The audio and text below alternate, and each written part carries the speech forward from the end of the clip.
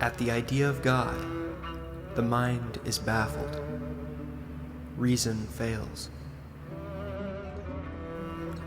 Because of God, the heavens turn, the earth reels. From the back of the fish to the moon, every atom is a witness to his being. The depths of the earth and the heights of heaven render him each their particular homage. God produced the wind, the earth, the fire, and blood, and by these he announces his secret. He took clay and kneaded it with water, and after 40 mornings, placed therein the spirit which vivified the body. God gave it intelligence so that it might have discernment of things.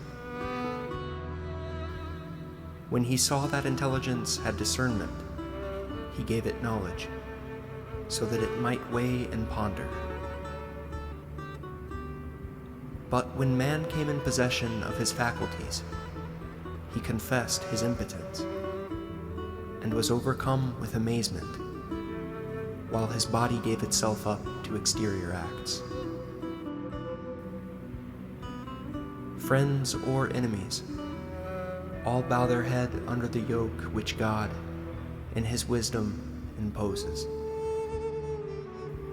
And something that is quite astonishing, he watches over us all. Admire then the works of the Lord, though he himself considers them as nothing. And seeing that his essence alone exists, it is certain there is nothing but him. His throne is on the waters, and the world is in the air. But leave the waters and the air, for all is God. The throne and the world are only a talisman.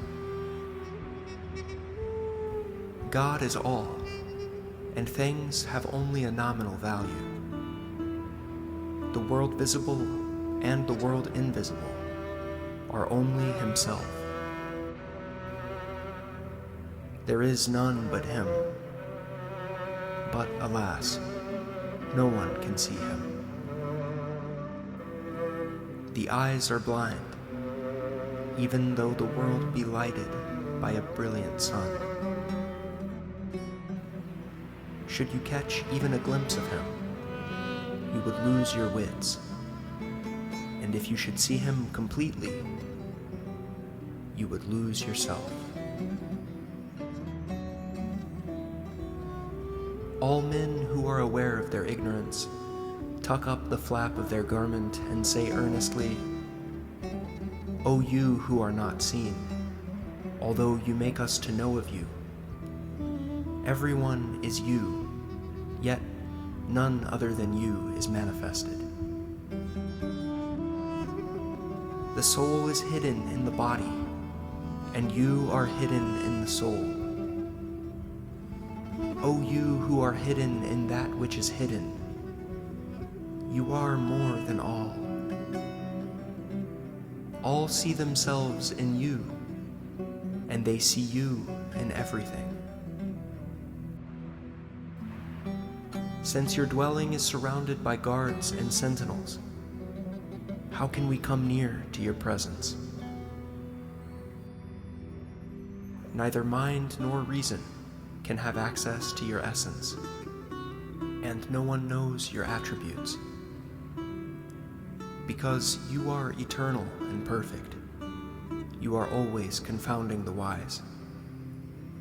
What more can we say, since you are beyond description? O my heart, if you wish to arrive at the beginning of understanding, walk carefully.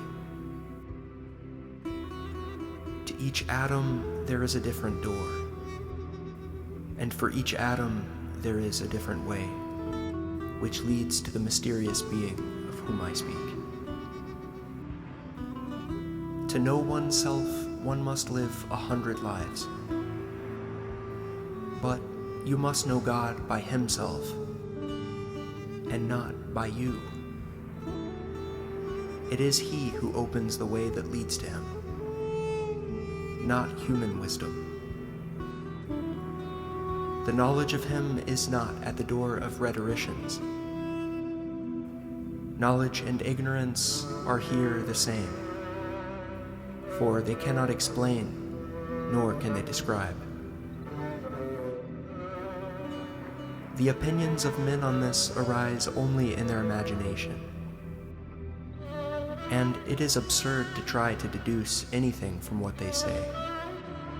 Whether ill or well-intended, they have said it from their own egoic selves.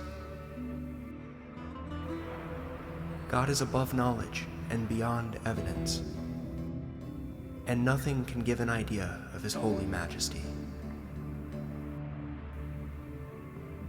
O you who values the truth, do not look for an analogy.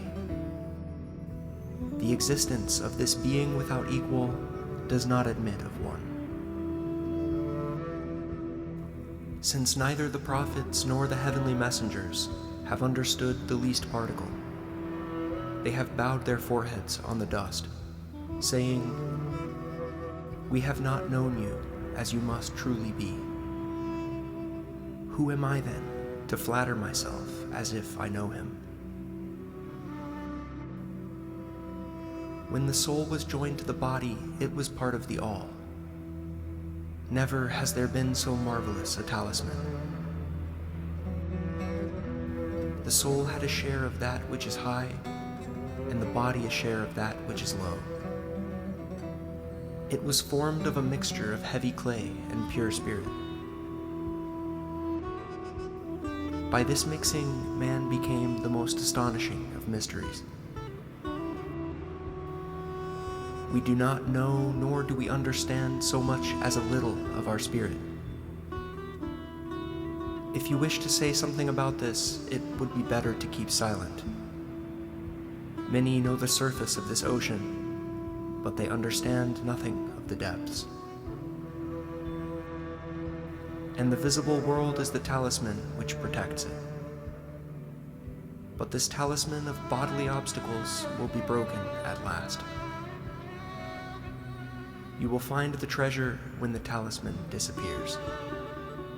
The soul will manifest itself when the body is laid aside. But your soul is another talisman. It is for this mystery, another substance. Walk then, in the way I shall indicate. But do not ask for an explanation.